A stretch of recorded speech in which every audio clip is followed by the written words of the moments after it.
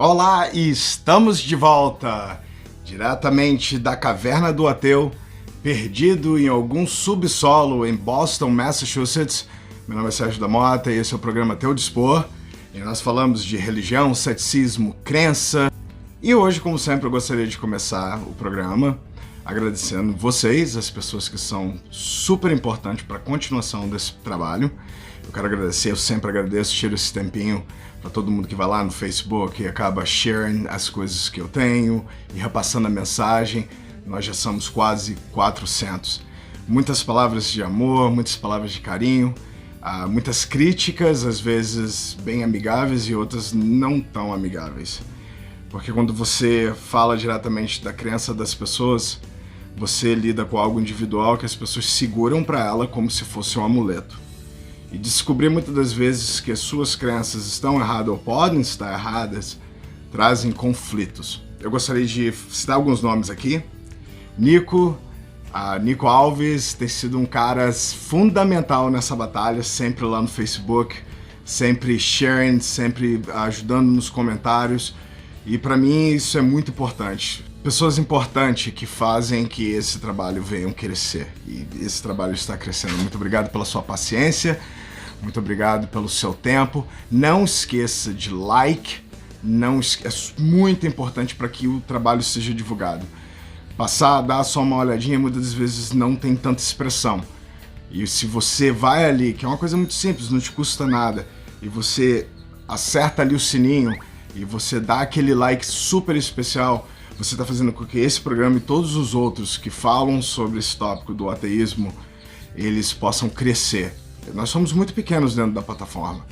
Uma outra pessoa que eu quero agradecer bastante é Nilton César Santana, que tem feito um trabalho maravilhoso, um cara que tem um canal assim super educativo, e eu aconselho vocês que são do meu canal e não conhecem ele a checar o canal dele. Super informativo, é bem diferente do meu trabalho, e é isso que é bonito da questão da plataforma. Você não precisa ficar me ouvindo o tempo todo, você pode ir lá e olhar o Nilton. Tem outras páginas também que oferecem conteúdos que falam do ateísmo de sabores diferentes, de jeitos diferentes, porque eu não acho que o meu canal vai agradar a todo mundo. Existem pessoas que gostam de conteúdos diferentes que falam do mesmo tema, que é do ateísmo, que nós falamos aqui, e das religiões. Eu quero agradecer a Religião e Realidade, que tem sido um apoiador desse trabalho. Obrigado pelo carinho. Livres da Religião também é um canal que está no YouTube. Eu vou pedir permissão para eles no próximo, de eu colocar o link aqui para vocês poderem checar o trabalho deles. São pessoas que têm ajudado. Mas isso já sendo dito, hoje nós vamos fazer algo um pouquinho diferente. Aqui nos Estados Unidos, existe algo que é Video Response. É quando uma pessoa lança um vídeo no YouTube e ela fala sobre um determinado assunto e uma pessoa vai lá tentar debunk, na verdade, provar que o argumento daquela pessoa ali talvez não seja coerente e uma resposta melhor, e acaba se tornando uma discussão porque você aponta o que nós chamamos de flaw, os erros no argumento da pessoa. E eu quero falar deste jovem, o nome dele é Rodrigo Fernandes. Logo depois da vinheta nós estamos voltando e eu acho que você vai gostar porque agora é Gloves On. Então voltamos rapidinho, segura aí, não sai não que a gente vai estar voltando rapidinho.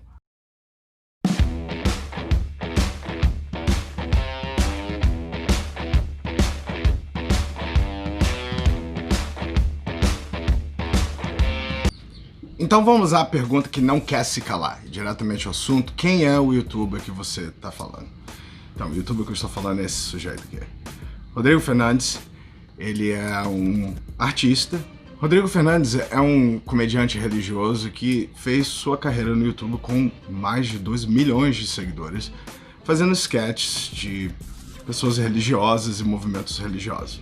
Basicamente, ele faz piadinha com todo mundo, que eu acho completamente normal, afinal de contas é a internet.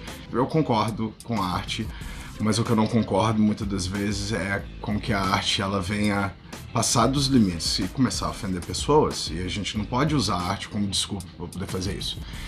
E é por isso que quando eu vejo os meus vídeos, eu vejo eles milhões de vezes para ver se eu não falei nenhuma besteira, para depois que uma pessoa venha cair de pau em cima de mim. E ele, como youtuber, como uma personalidade bem popular, ele deveria rever o vídeo dele. Eu acredito que ele reviu essa parte e ele não quis tirar do vídeo, e é nessa parte que eu vou estar falando. E também a outra razão é porque ele disse que respondeu afirmações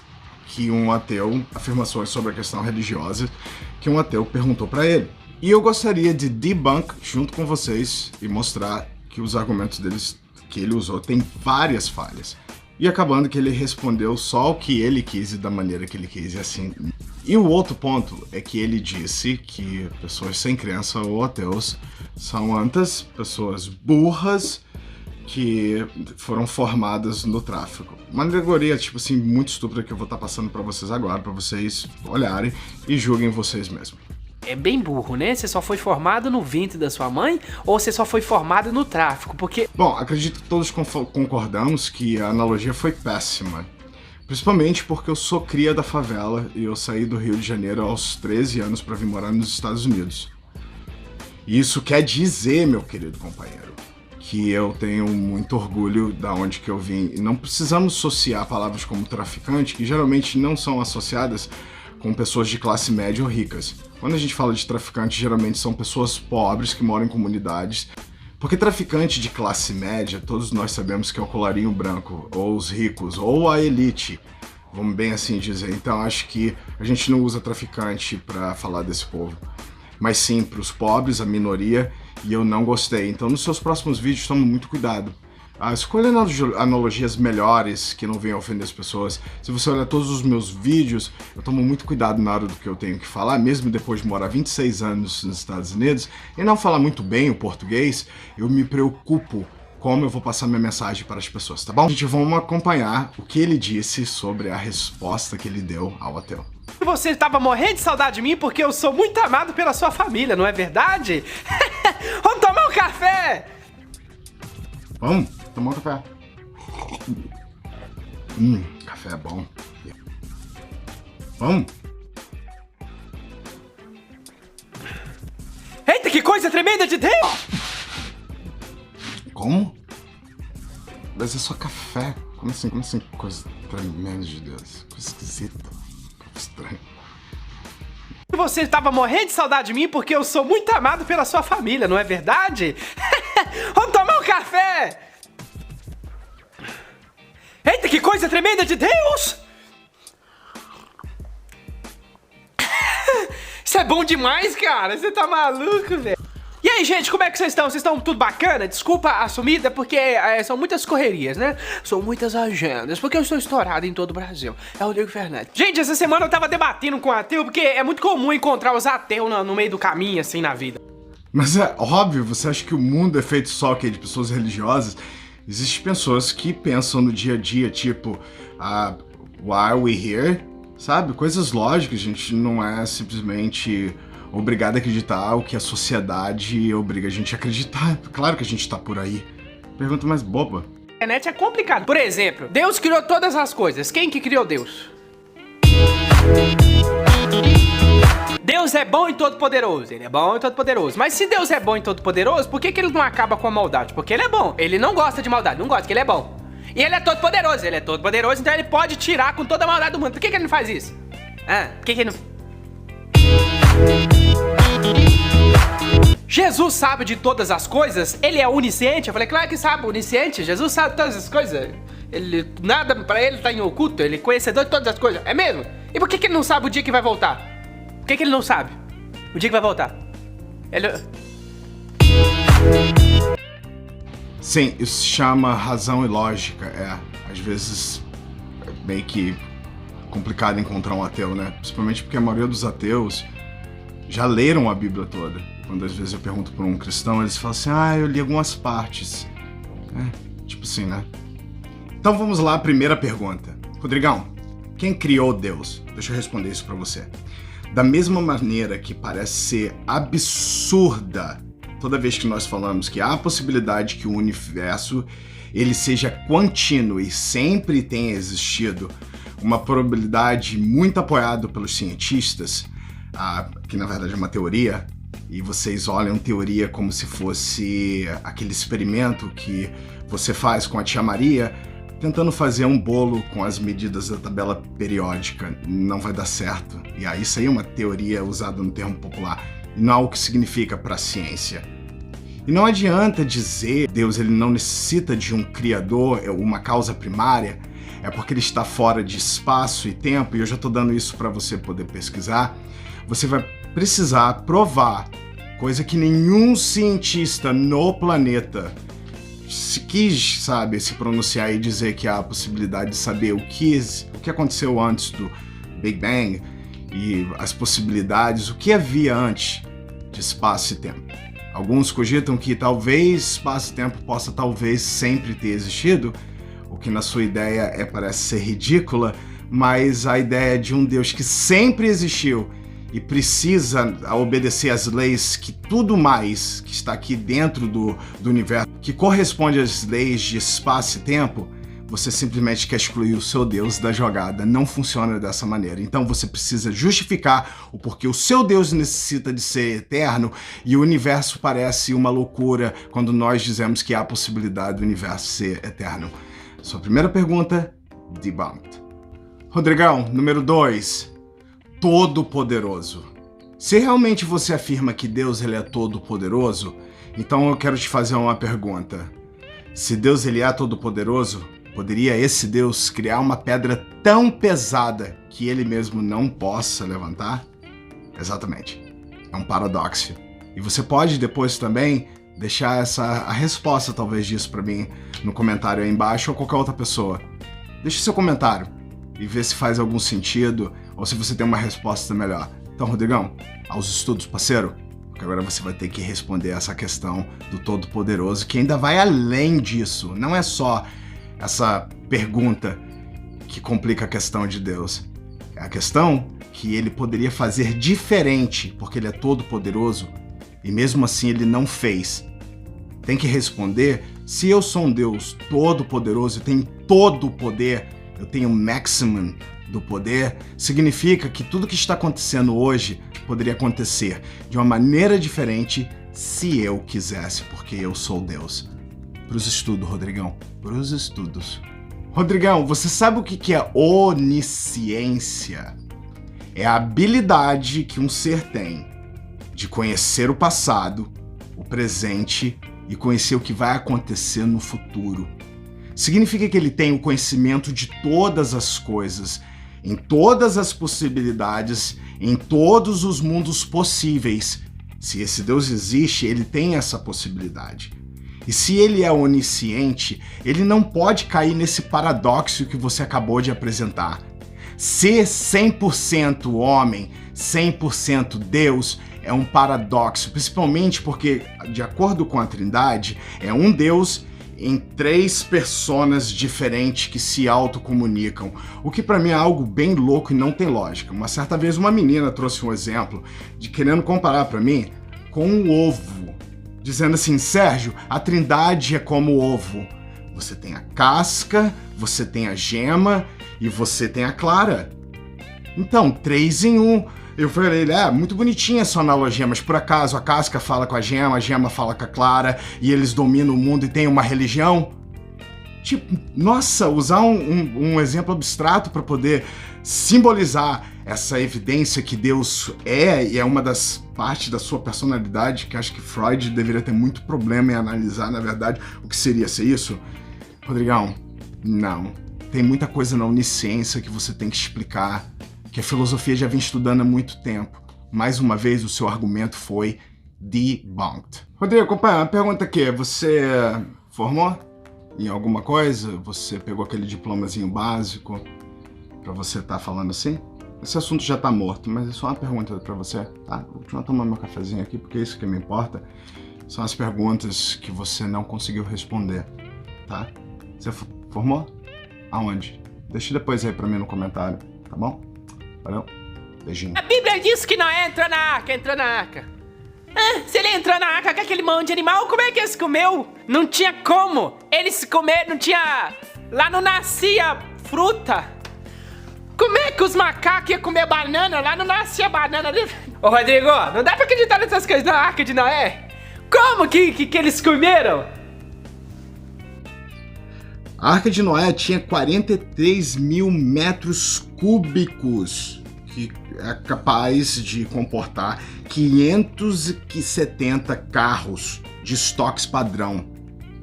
Tá ligado? 570 carros de estoque padrão, isso é praticamente impossível quando você analisa a quantidade de animais no planeta que caminharam até a arca. Isso 2 de cada. Você tá entendendo o problema aí? Tem vários problemas com isso. Um barco feito de madeira e cola.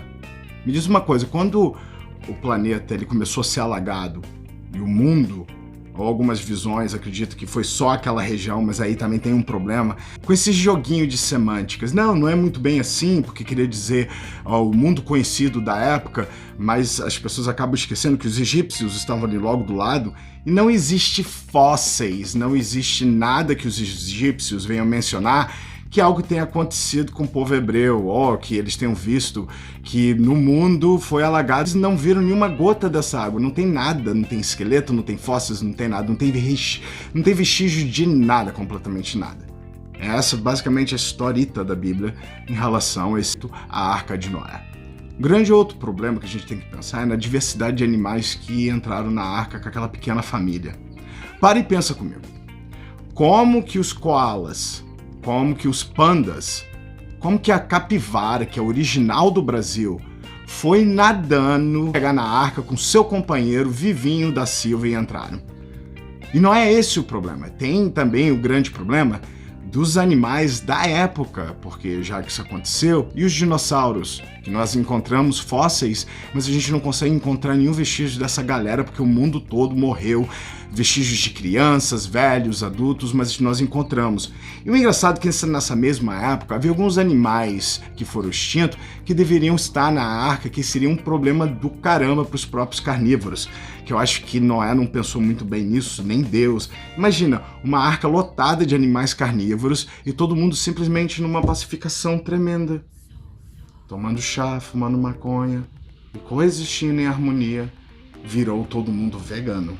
Mano, isso não existe, isso é impossível, foram 40 dias. Esses animais tinham que ser alimentados de alguma forma. E nós estamos falando que esse barquinhozinho não ia jamais comportar. Ele jamais ia aguentar a pressão das ondas, tsunamis de um lado e de outro, porque o planeta todo está cheio de água. Um barco de madeira levando um monte de bichinhos para poder repopular a Terra. E logo depois você não mencionou que quando o barquito desce, Noé transa com as suas 2 filhas. Desculpa, menores de 18 anos, por favor, não. Mas vocês não podem ouvir eu falando isso, vocês não podem ler na Bíblia, porque tá lá. Você tem que responder isso também, quer dizer, a primeira vez um incesto, na segunda vez um outro incesto, parece que, por alguma razão, esse Deus gosta um pouco dessas putarias familiares. Não tem justificativa. É porque ele quis. Bravo, Rodrigo, bravo. Acabou. Porque quis, porque Deus quis. Porque ele simplesmente quis. Porque Deus é. Isso não é resposta. Esse é o grande problema. Esse que é o grande problema dos cristãos e as pessoas que acreditam em Deus e não conseguem trazer uma resposta lógica para o argumento deles. É simplesmente porque Deus é, porque Deus quis. Você, no começo todo, eu vou trazer uma analogia para você simples que vai te ajudar você pra caramba. Isso aqui são cherries. Aqui nos Estados Unidos isso aqui é bem comum. E aí vem em cores diferentes, vem de formatos diferentes, mas são cherries. Obviamente que algumas estão mais azedas do que as outras e umas estão mais docinhas. E tem algo que eles falam aqui que se chama cherry pick, que é você só escolher as mais docinhas, sabe? E as outras que são ruins? Não, é o Velho Testamento. É no Velho, vamos pegar só as coisas boas, ó.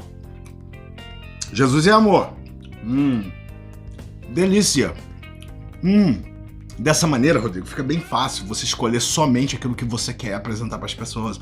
Isso se chama cherry pick. E você não dá nem conta que fazendo isso, você comete uma falácia lógica. Que é cometendo uma falácia lógica, que é a alegação especial. Então, Rodrigão, Deus quis não é suficiente. Eu te dou direito de resposta e você precisa prover evidências. Por que se a gente quis dessa maneira? E não adianta só falar de onisciência, porque isso complica bastante a essência como um atributo desse ser divino e precisa ser respondido. Isso você não fez bem, você fez bem mal, não representou bem. tá bom? E agora vamos à última evidência do Rodrigo. A assinatura de Deus. Aí esse dia o Matheus chegou em mim, ele veio com as perguntas, por exemplo, Deus é um artista, irmão Rodrigo? Ele criou a humanidade? Criou, o ateu, ele criou. Então se Deus criou a humanidade, irmão Rodrigo, por que Deus não deixou uma assinatura? O Neymar lá, o Neymar, quando ele cria um prédio bem bonito, ele deixa lá abrir Neymar. É, o Neymar, ele deixa. E por que Deus não deixou, irmão Rodrigo? Falou, ateu, Deus deixou a assinatura. Tá na sua cara, ô ateu. Na minha cara? Como assim? Tá na sua cara, ateu. Você que não vê a assinatura de Deus? Mas Deus, quando criou você, ele deixou uma assinatura na sua cara. Cadê? É essa a comprovação que Deus existe, a assinatura de Deus? Tá na cara do ateu? Na minha não. Cadê que você vê? Eu não vejo nada. Calma aí, vamos olhar direitinho. Você disse que tá escrito na testa, na cara, né? Vamos ver se isso é verdade. Então tá escrito que Deus deixou a assinatura. Tá na sua cara, ô ateu. Na minha cara? Como assim? Tá na sua cara, ateu. Você que não vê a assinatura de Deus? Mas Deus, quando criou você, ele deixou uma assinatura na sua cara. Cadê? Tá aqui, ó, bigode.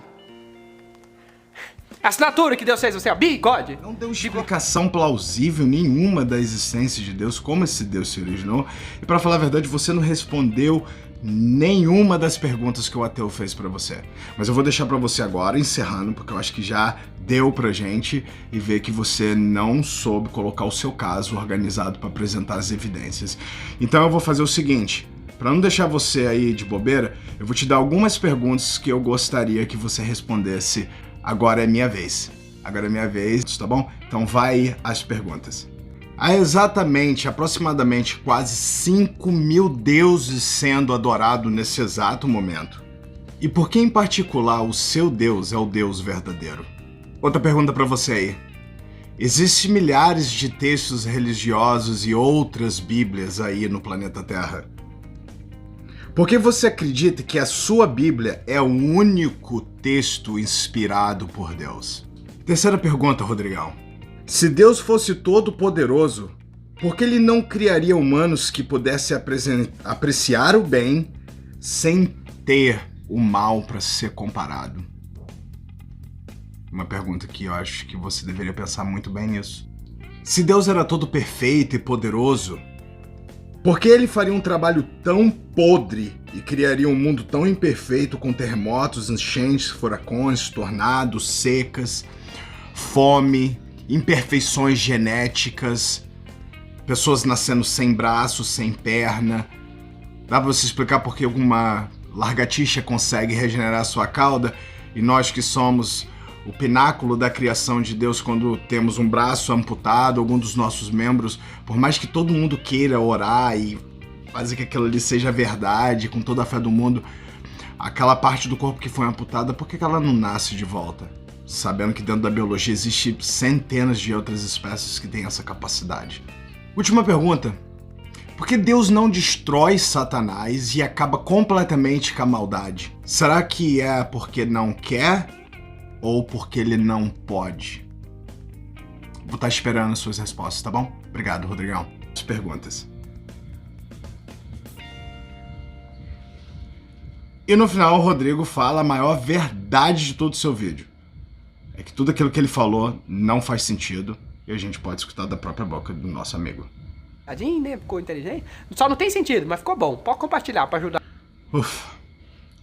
Torturador. Então está aí, eu espero que vocês tenham gostado. E a ciência traz resposta daquilo que nós observamos e conhecemos no momento.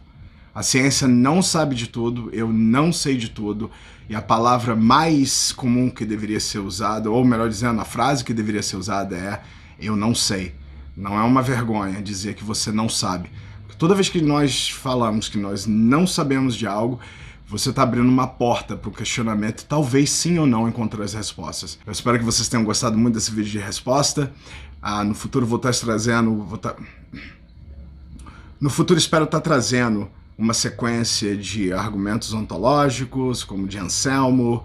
Nós vamos estar falando de o design inteligente, contradições bíblicas, muita parada legal, informativa. Mais uma vez, obrigado pelo seu apoio e por você estar me aturando aqui esse tempo todo.